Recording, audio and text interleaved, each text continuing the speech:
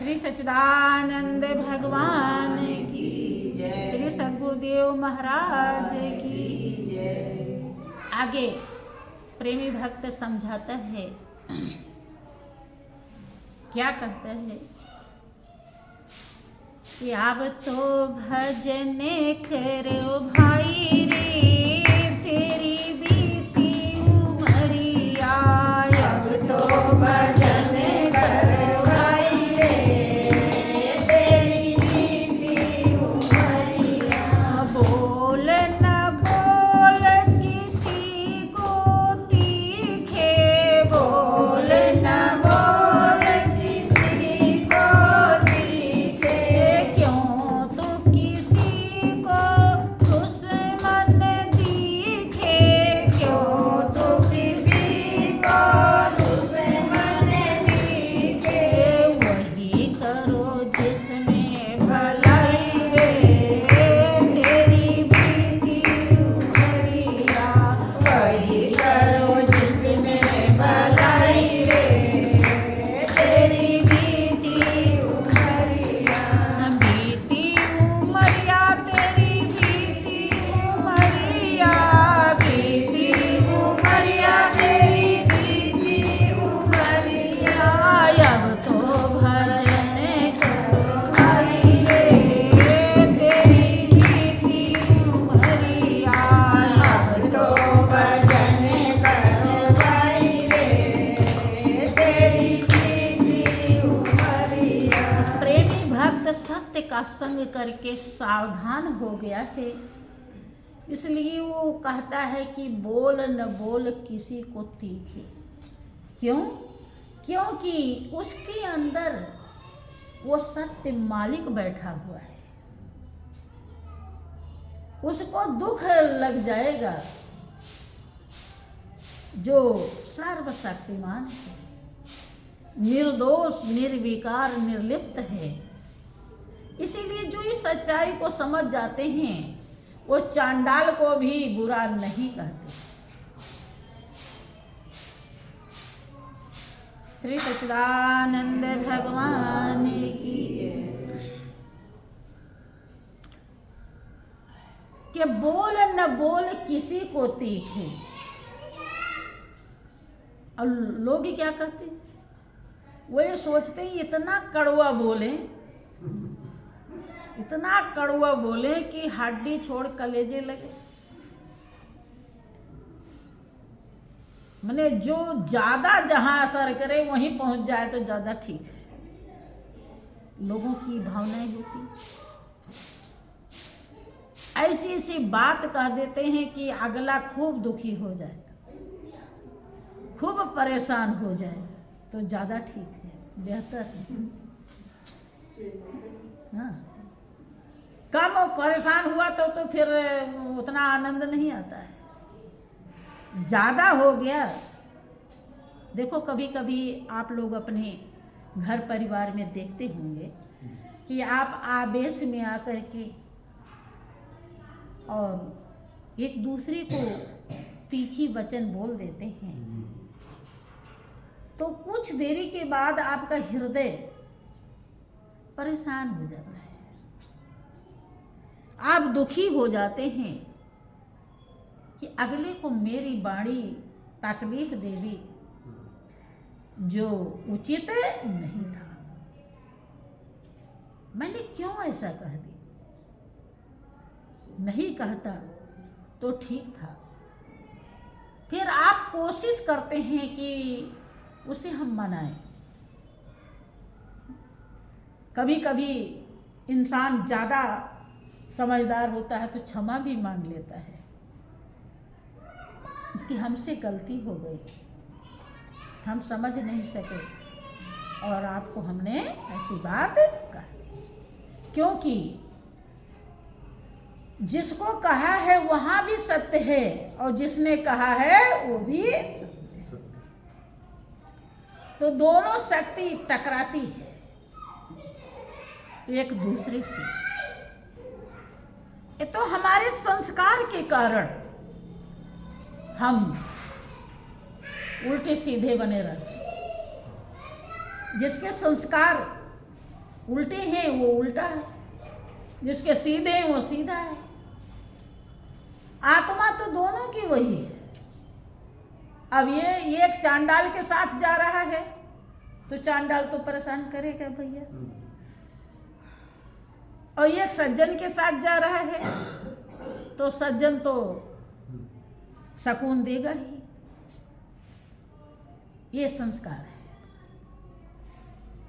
इसीलिए ऐसा होता है। इसीलिए तुलसीदास जी ने संत असंत दोनों की वंदना कर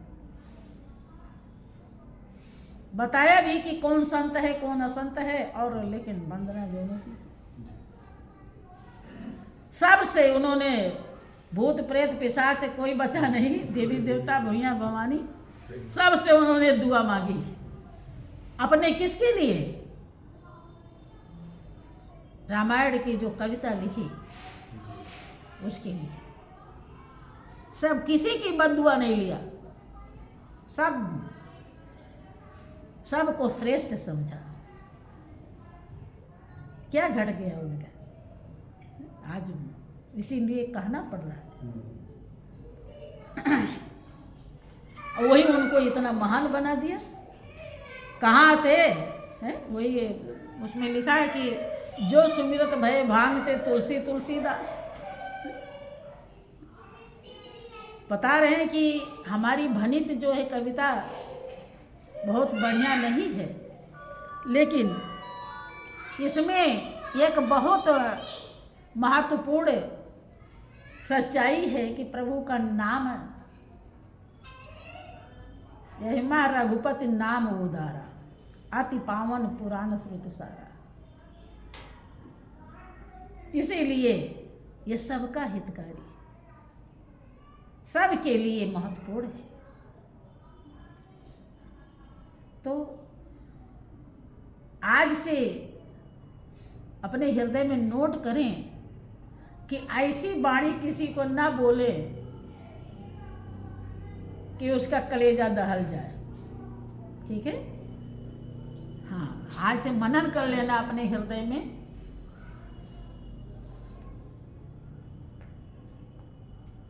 ताकि देखो, कभी कभी किसी की उसमें बहुत बड़ी भलाई छुपी होती है, तो उसके लिए जब हम कड़वा बोलते हैं और अगला समझ जाता है, तो उसके लिए बहुत मिठास का काम करता है। लेकिन किसी ईर्ष्या द्वेष से कड़वा बोलना ये अच्छी बात नहीं। ठीक है? क्योंकि किससे ईर्ष्या करेंगे? एक ही तो है जो हर जगह है।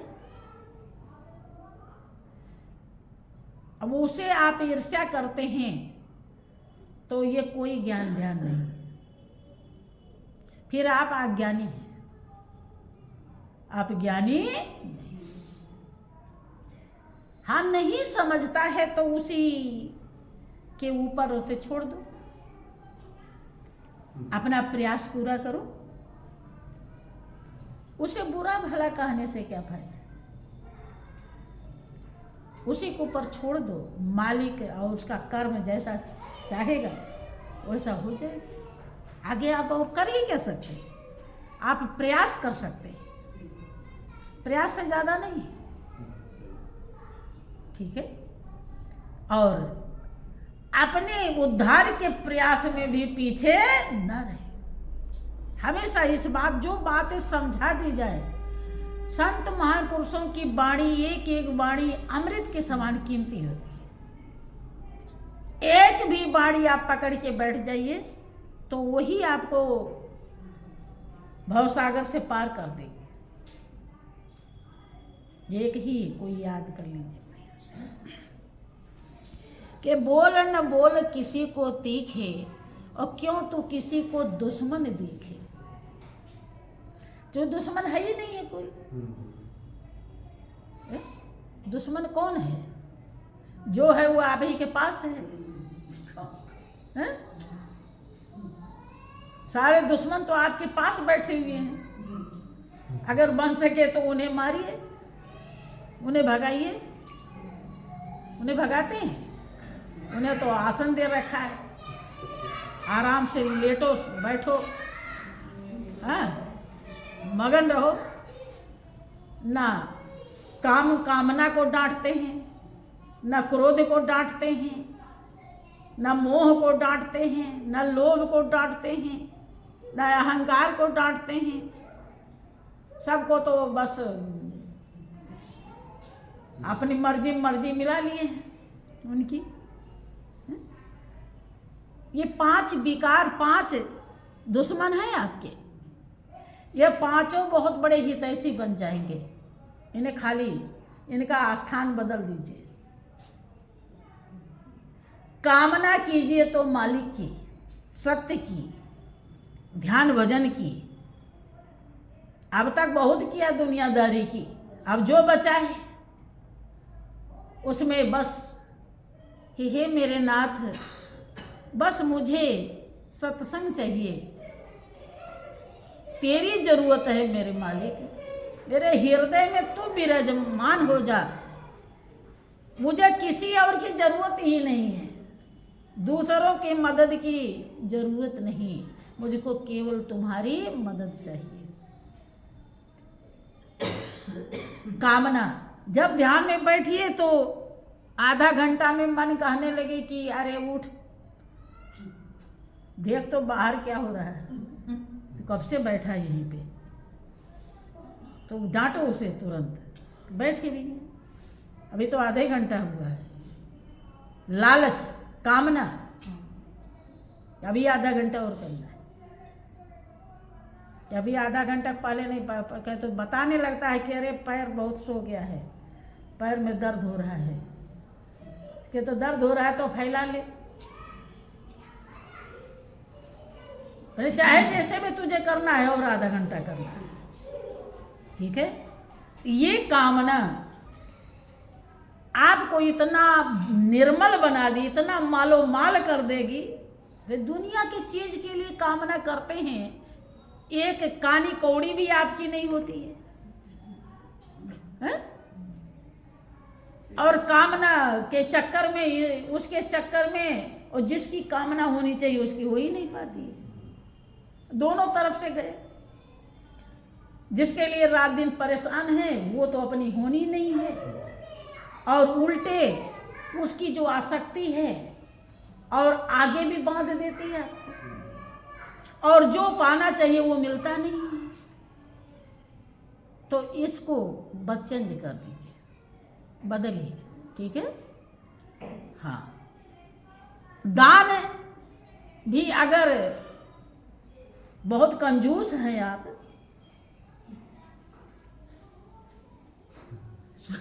सोचते हैं कि बस 10 ही रुपया सत्संग में चढ़ाएं, इससे ज़्यादा चढ़ाने से कोई फायदा नहीं है, तो कामना कीजिए कि अगर व्यवस्था है तो 15 चढ़ा दे तो क्या दिक्कत है, या 11 चढ़ा दें, कुछ घटेगा नहीं, बल्कि वो आपका है। हाँ। अपना विकास हर कोई करना चाहता है, लेकिन झूठा। महापुरुष समझाते हैं सच्चे विकास के लिए, यह है सच्चा विकास। स्वार्थ साच जीव कर एहा, मन क्रम वचन राम पद नेहा। एक झूठा स्वार्थ है, एक सच्चा स्वार्थ है। एक झूठा धन है, अर्थ है, और ये एक सच्चा अर्थ है। यहां पर सच्चे स्वार्थी बनने के लिए आए हैं आप, अपने से प्रेम करने के लिए आए हैं, पराए घर को छोड़कर अपने घर जाने के लिए आए हैं, ठीक है। तो इसकी कामना कीजिए।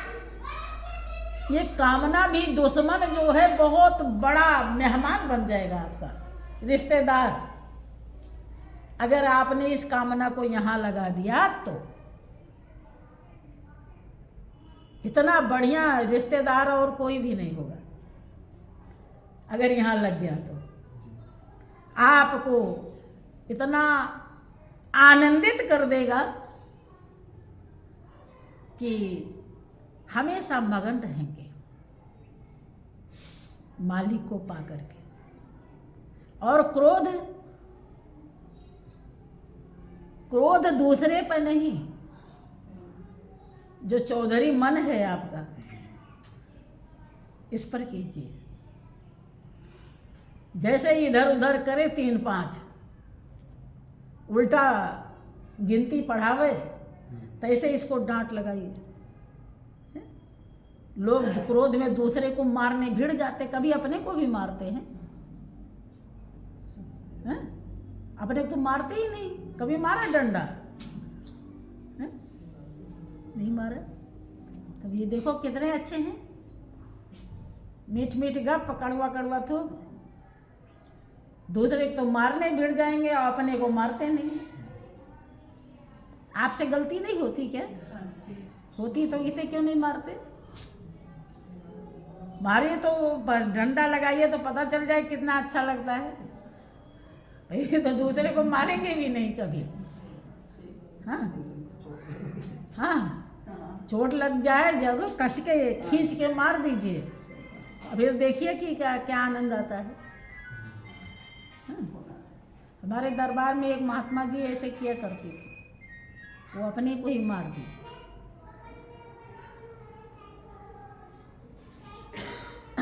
तो क्रोध मन पे कीजिए। जिस दिन ये सही से ध्यान भजन न करे, सत्संग में आना कहानी करे, दान में कंजूसी करे, तो इसके ऊपर क्रोध कीजिए। ठीक है? तो ये मन भी इतना महान हो जाएगा कि तुच्छ चीजों को कभी ध्यान ही नहीं देगा। ये है जैसे मूली गाजर का तो महत्व देता है, लेकिन भगवान का महत्व नहीं देता है। ठीक है? तो ये भगवान ही बन जाता है। आप सुनते हैं कि मन ही मंदिर, मन ही देवता, मन से बड़ा न कोई। मन उजियारा कर ले प्राणी, क्या हो जाए? हाँ, तो यही इसके ऊपर क्रोध करोगे तब ये उजाला होगा। उजाला माने ज्ञानी, ज्ञान, प्रकाश। हाँ, जब तक ये रहेगा अज्ञानी तब तक परेशान करेगा आपको, और जब बन जाएगा ज्ञानी तो आपको तो आनंद देगा ही देगा, दूसरे को भी देगा। ठीक है? अब लोभ, लालच, लालच हमेशा सत्य की कीजिए कि प्रभु कौन सा दिन होगा कि तू मेरा बन जाएगा और मैं तेरी बन जाऊं। ये रगड़े झगड़े कब खत्म होंगे? हमेशा उस मालिक की इस तरह से याचना कीजिए, कभी न कभी तो सुनेगा ही। सुनता तो रोज ही है, लेकिन आपकी पुण्य की कमाई पूरी नहीं होती तो उतना देने लायक नहीं रहता हो। हिसाब कर मालिक हिसाब करता है, केवल संत ही हिसाब नहीं करते, वो सब गलती को माफ करते हैं। वो तो सब पूरा जो जो आप कर रहे हो, कह रहे हो, सब लिख रहा है, उसके हिसाब में कमी। किसी ने अपने अनुभव को व्यक्त किया है कि ये दिया पे का नाम दया निधि है, तो दया भी करेंगे कभी न कभी। ये दिया पे का नाम दया निधि है, तो दया भी करेंगे कभी न कभी। दुख हार हरि दुखिया जन, दुख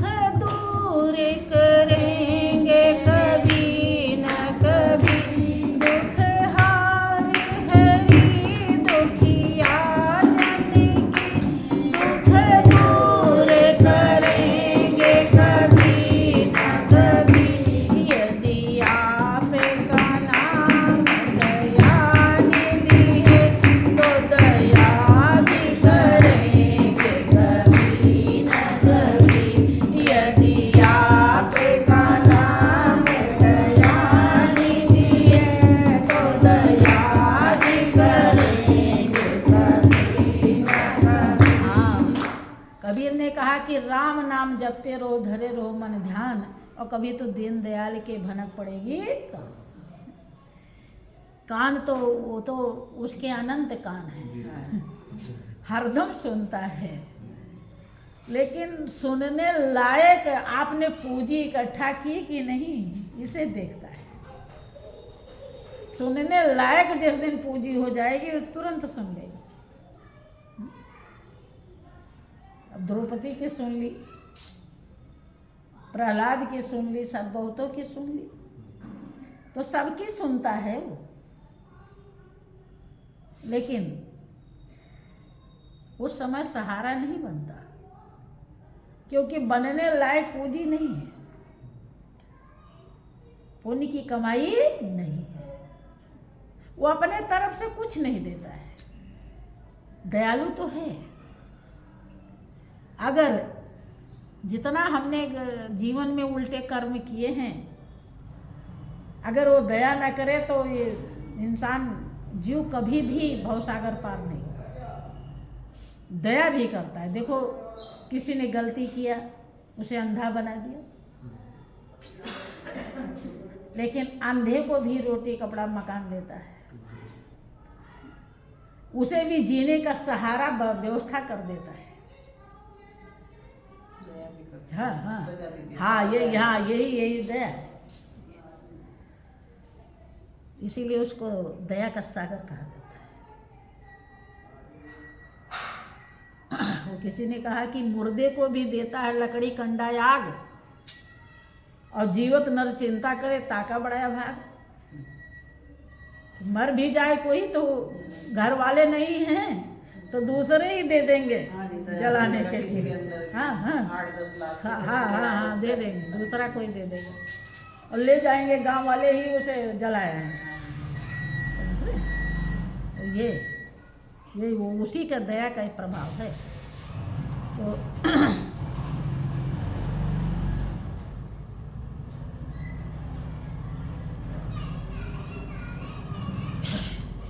महापुरुष उस विकार को सत्य में बदलने के लिए समझाते हैं। अगर आपने लोभ किया मालिक का, तो वो लोभ भी आपके लिए वरदान बन जाएगा। दुनिया का लोभ करेंगे तो अभिशाप हो जाएगा, और मालिक का लोभ करेंगे तो वरदान बन जाएगा। और अहंकार अगर करना है तो उस मालिक पर कीजिए कि हम मालिक के संतान हैं, मालिक के बच्चे हैं, मालिक के जीव। हमारा इतना बड़ा साथी है जो सर्वशक्तिमान है। अगर ऐसा अहंकार करते हैं तो जीत हो जाएगी आपकी। अहंकार लेकिन आप तुच्छ पे करते हैं जो आपका है ही नहीं है कुछ है? कोठी बंगला ये सब कुछ है, इसी पर लोग अहंकार करते हैं, मालिक पर कोई करता ही नहीं। भाई चेंज कर दीजिए, ये दुश्मनों को वहां लगा दीजिए, तो ये ही तैसी हो जाएगी। आपके बहुत बड़े क्या कहेंगे सहयोगी, मंजिल धूर्धाम तक आप कभी नहीं रुक पाएंगे। खाली आप इन्हें उठा के वहां पहुंचाइए, एक एक करके ये पांचों को वहीं पहुंचा दीजिए बस, ठीक है। तो ये कोई भी चीज देखो, इंसान एक गंदगी होता है, उस गंदगी को भी खाद बना के जब खेत में डालता है तो कितनी बढ़िया फसल होती है। खाली चेंज ही तो किया है, जबकि वो कितना खराब चीज है। ऐसे ही ये भी उतने उससे ज्यादा गंदा है। ये जन्म जन्म आपको दुखी कर देगा, 84 लाख योनि का शिकार बना देते हैं ये विकार।